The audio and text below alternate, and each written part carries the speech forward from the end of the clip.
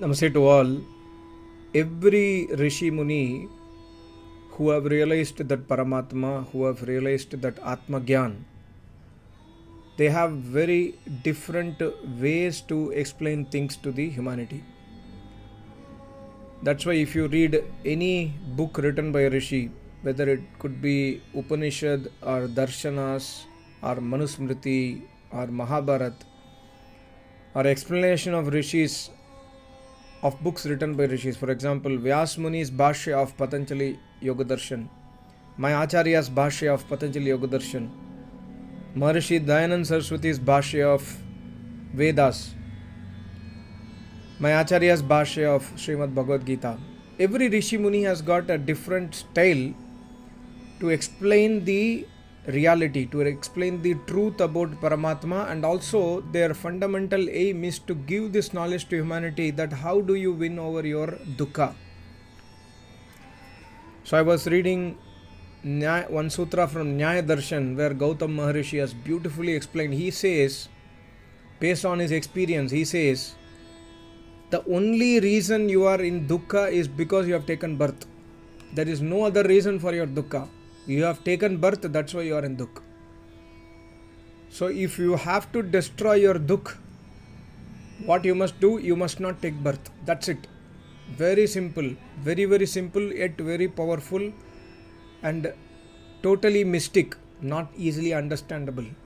But he writes in this sutra, the reason you are in DUKH is because of your birth. DUKH ka karan hi janma hai.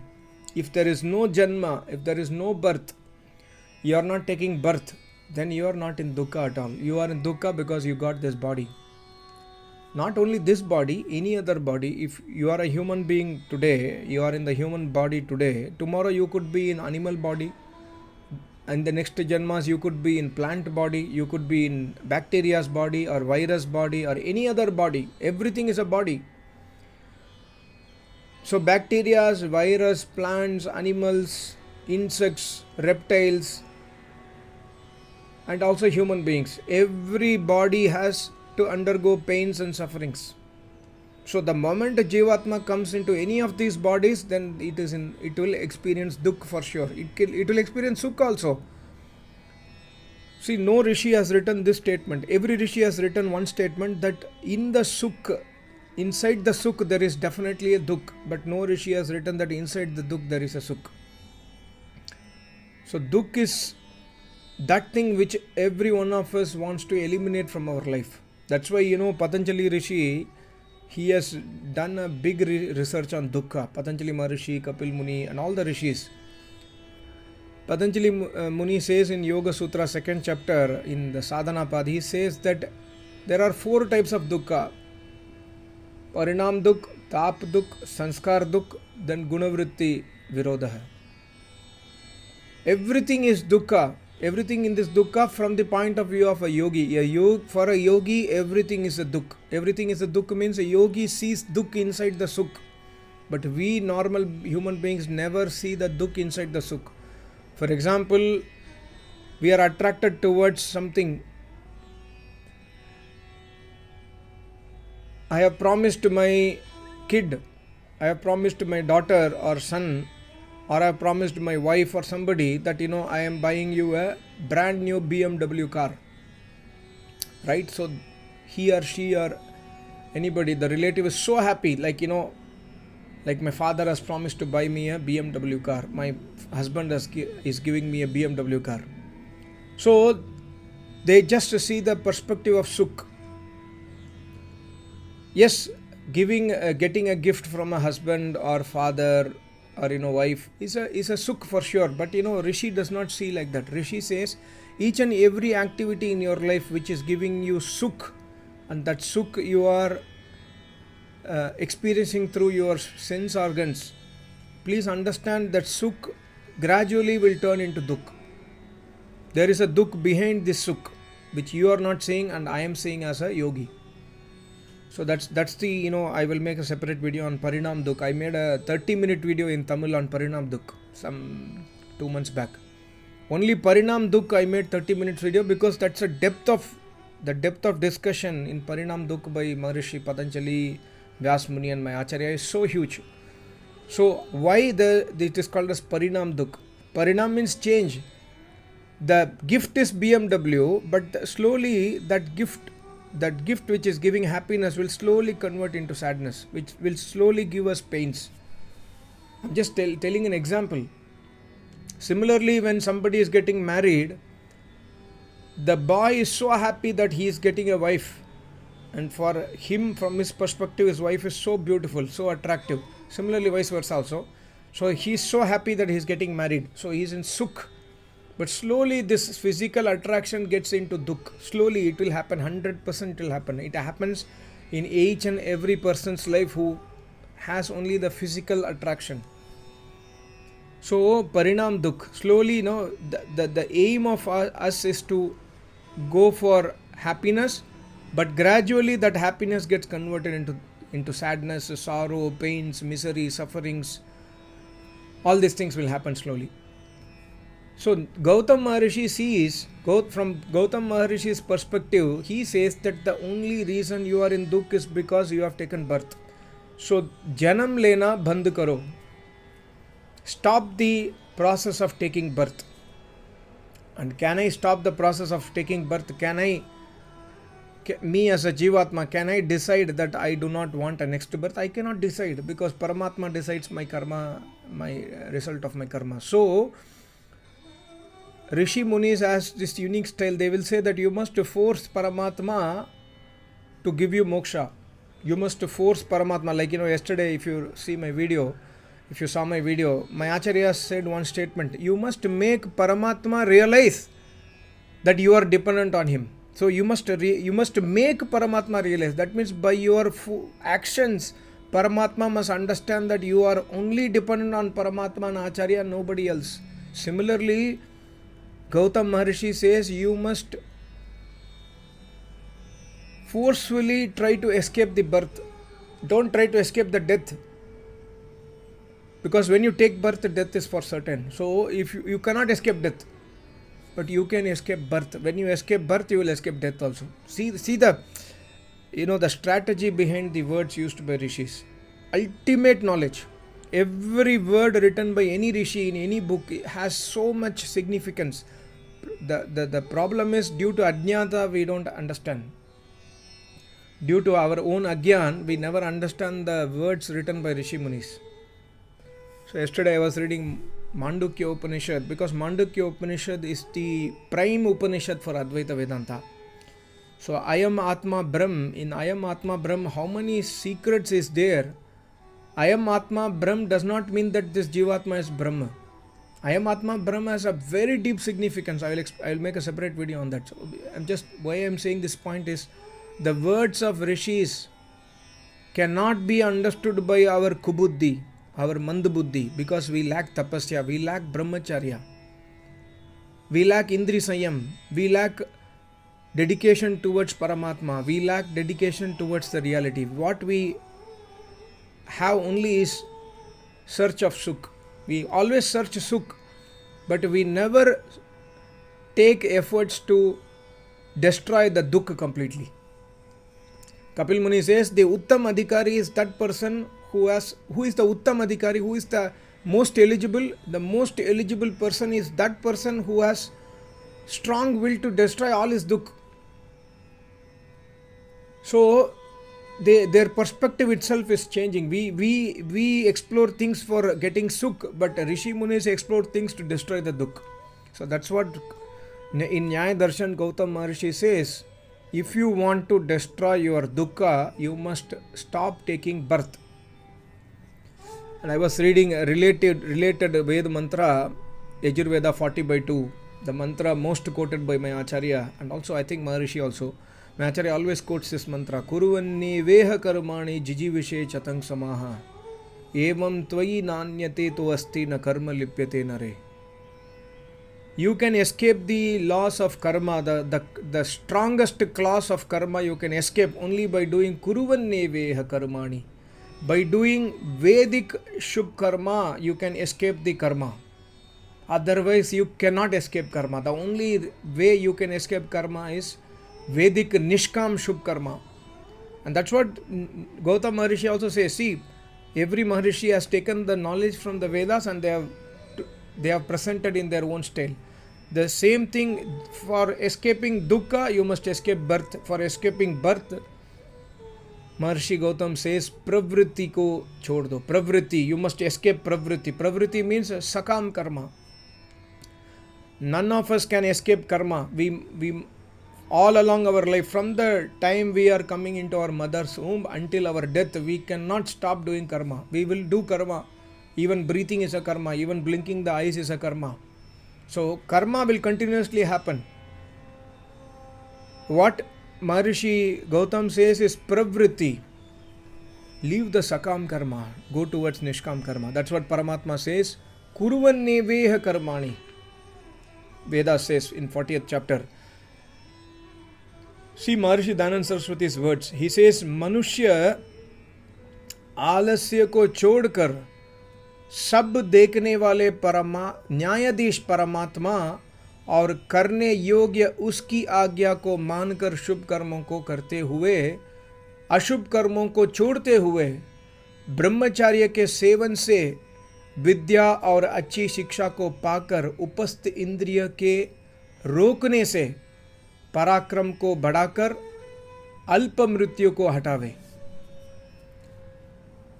Ultimate, unbelievable, sentence. I cannot even imagine that somebody can write such a strong sentence. To explain in English for those people who do not know Hindi, because there are many people, Tamil viewers in my channel. So Maharishi says that first of all you must remove laziness from your life.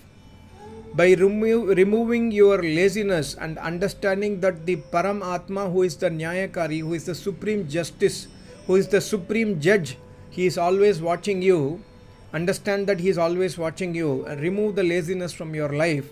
And he says that you must follow his Agya of Vedas. You must follow the instructions given by Paramatma in the Vedas and do those karmas only what God has told in the Vedas. And then when you start doing those karmas, what is told by Paramatma in the Vedas, naturally you will not do those karmas which are against Vedas. So Ashubh karma, we will automatically leave the Ashubh karma and we will take the Shubh karma. And this Shubh karma of Vedas will lead us from Sakam to Nishkam.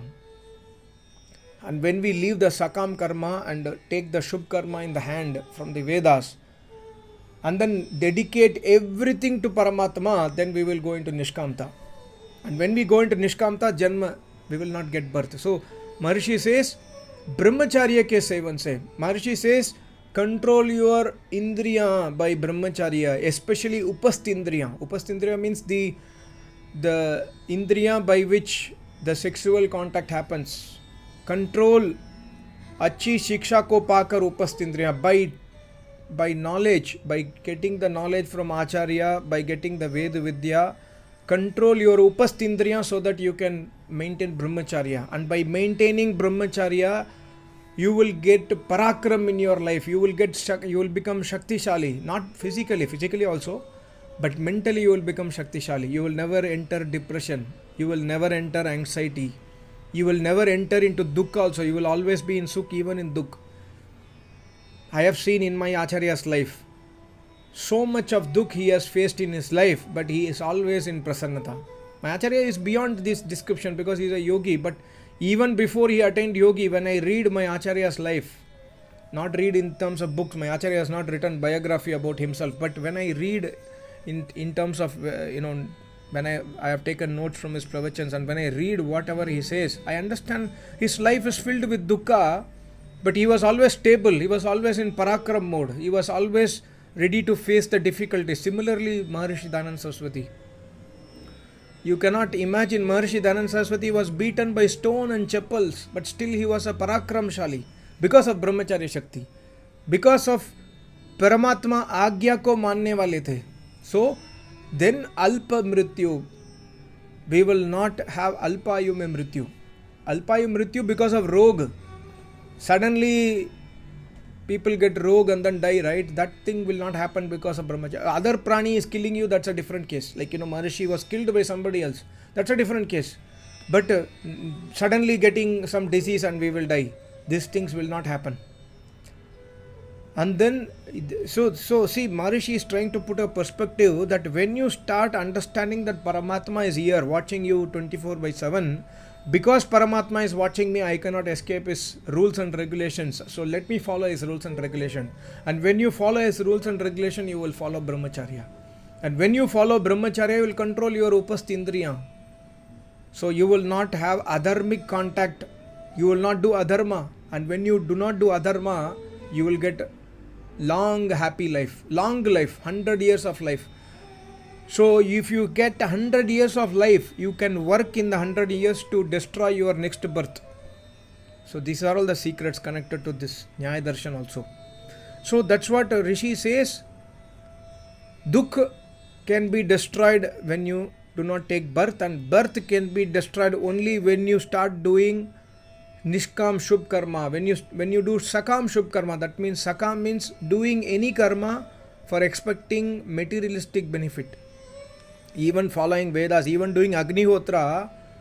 By doing Agnihotra, a person will become rich for sure, 100%. But doing Agnihotra for getting money is Sakam Karma. But doing Agnihotra for Ishwar Stuti only, and not expecting materialistic benefit, instead asking Paramatma for moksha, instead asking Paramatma for removing my sinful tendency, is Nishkamta. Expecting spiritual benefits from Paramatma towards moksha is Nishkamta. And expecting physical benefits, materialistic benefits for sustaining our life in this earth is Sakamta. So when you move out of Sakamta to Nishkamta, Maharishi Gautam says you will stop taking birth.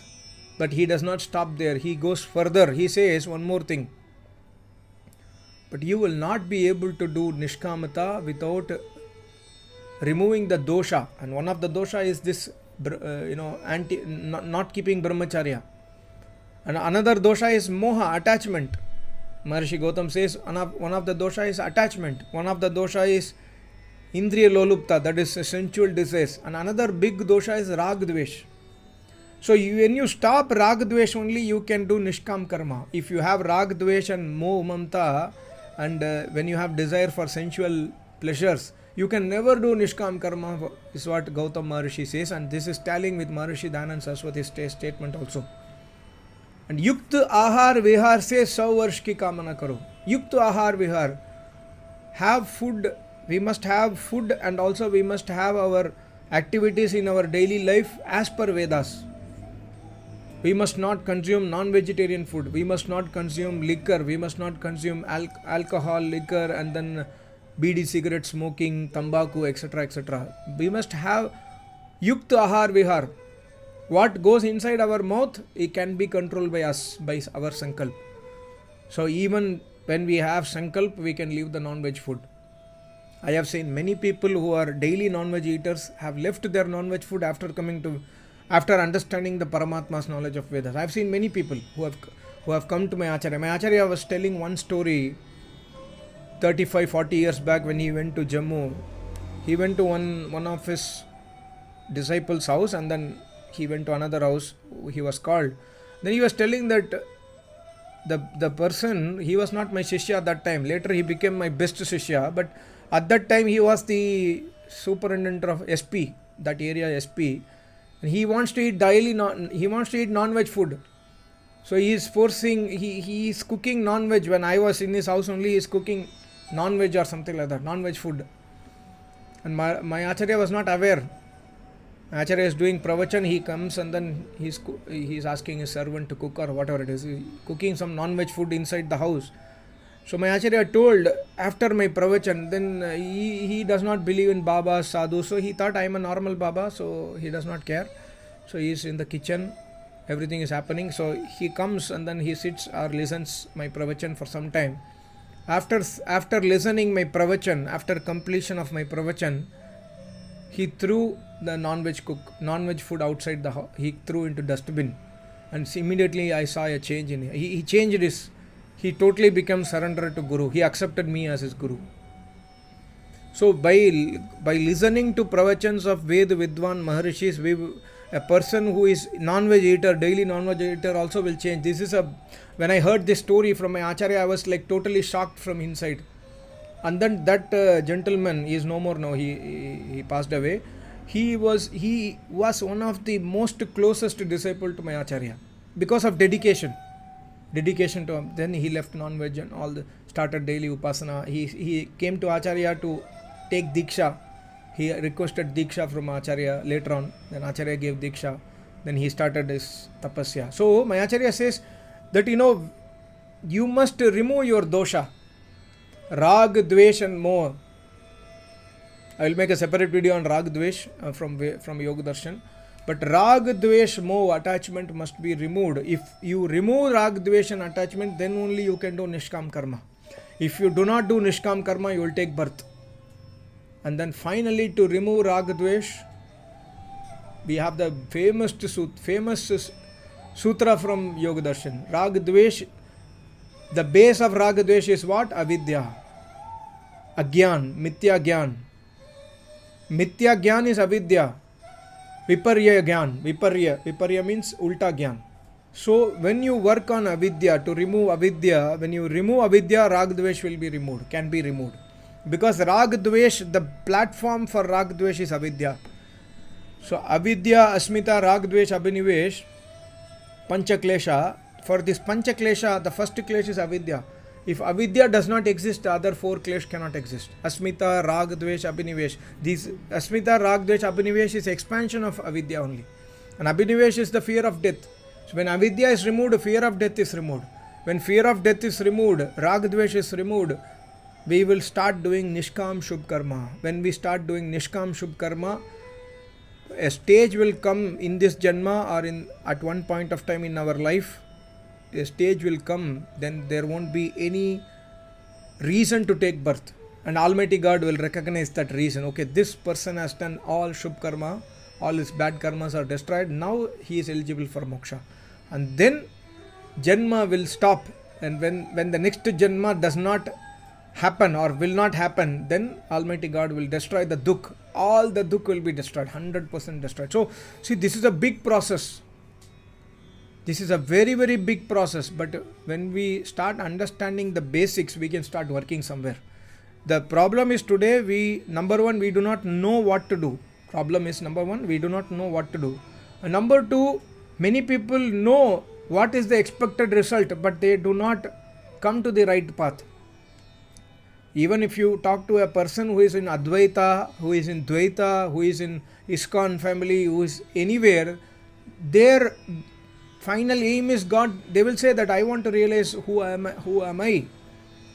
They may not say that I want to destroy my DUKH. They may not know this, but the end goal for every human being, even if it's an atheist, you go and speak to the most atheistic person in this world, a scientist or an atheist, they will also say that what is your main aim in the life? They will also say the same thing. I have so much DUKH, I want to remove the DUKH. I don't believe in Paramatma and all. I don't know about God. Scientifically you cannot prove God, so I don't believe in God, they will say. But still their aim is to remove dukkha. That's why Rishi says DUKH can be removed only if the birth is stopped. Birth can be stopped only if you are doing Nishkam Karma. And you cannot do Nishkam Karma unless you remove the dosh. And the dosh cannot be removed unless you stop avidya, or unless you remove avidya. So, and avidya cannot be removed without Vedas. Avidya, opposite of avidya is vidya. Vidya means Vedas.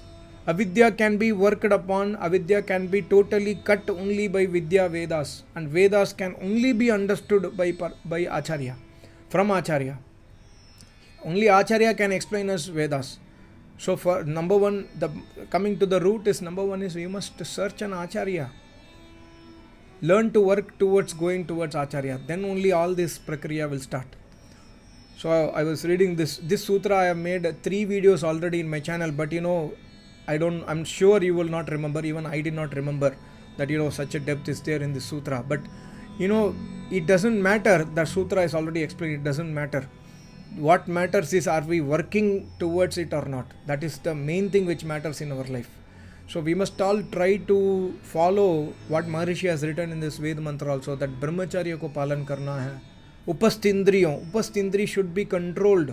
And Indri cannot be controlled without the knowledge of the Vedas. When you have the knowledge of the Vedas, you will understand Paramatma is here. How dare I can do any mistake? And Paramatma is there. How dare I can think anything wrong? Because Paramatma is inside my mind also. He knows what I am thinking. Not only in karma, in the thinking also, when I am thinking something bad, Kam Krodh Madlo Bhankar, Paramatma knows it, and Paramatma will award punishment to me. Mansa Vacha Karmana, my Acharya says, thinking in your mind also, same result will be awarded by Paramatma. You are not eating non-veg food, but you have a thinking to eat non-veg food. Because you still crave for non-veg food, you have thinking, oh, kitna acha hota hai, how good it will be to eat that non-vegetarian food. If you think, but you are not eating, same punishment will be awarded by Paramatma as same as eating a non-veg food. So even in thinking we must not do sins is the word of Vedas. See, very difficult. I am speaking as if I am a Tattva Jnani. No, I am not. I am as much sinful person as any one of you. Maybe more sinner than you. I don't know.